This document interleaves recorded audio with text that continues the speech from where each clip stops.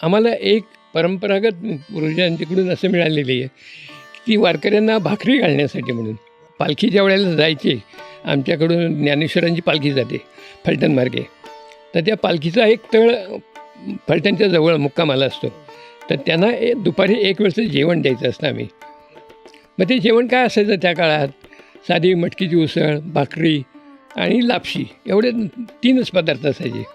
आणि आम्ही अगदी लहानपणापासून ते त्या वारकऱ्यांसाठी घेऊन जात आलो. बैलगाडी दुंपायची घरची, त्यात ती मोठी मोठी भांडी घालायची आणि सगळ्या घरांनी जायचं आणि एक ठरलेली दिंडी असते, त्या दिंडीला ते जेवण द्यायचं असतं. ते सगळं हे आमचे पिढ्यानपिढ्याचे संबंध त्या दिंडीशी राहिलेले होते.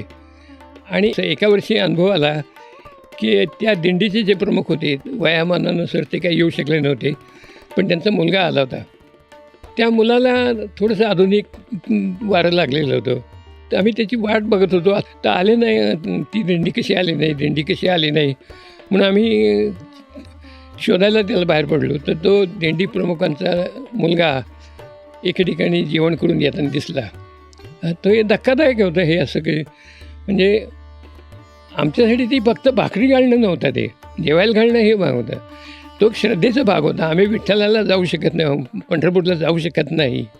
आजही ग्रामीण भागात प्रथा आहे की पंढरपूरला कोणी जाऊन आला की त्याला खाली वाकून नमस्कार करतात. तो विठ्ठलाला नमस्कार असतो, त्या व्यक्तीला नसतो. तसं आम्हाला वाटायचं की आमची भाकरी त्या माऊलीच्या मुखी जाते, म्हणून ती श्रद्धा आम्ही जपत होतो.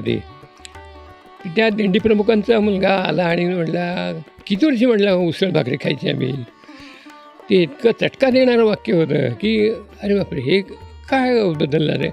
आणि मग आजूबाजूची परिस्थिती निरीक्षण करताना लक्षात येतो की दिंडीला हा काही दुपारचं जेवण, रात्रीचं जेवण देणं हा सुद्धा आता एक इव्हेंट झालेला आहे की त्याचे बोर्ड लावले जातात, अनाऊन्समेंट केल्या जातात, त्याची जाहिरात केली जाते. आमच्या पिढ्यानपिढ्यांनी अशी भाकरी घातली आहे, आम्ही कधी जाहिरात केली नाही किंवा करायची वाटली नाही. आजही करायची वाटत नाही. आजही आमच्या भाकरी जातात. आता आम्ही एकच करतो, त्या दिंडीची वाट बघत नाही. जो कोणी भुकेला असेल त्याला जेवायला घालतो, तो वारीत जो असेल त्याला जेवायला घालतो. तो तर त्या अनुभवावरून मला ती कथा लिहावीशी वाटली होती.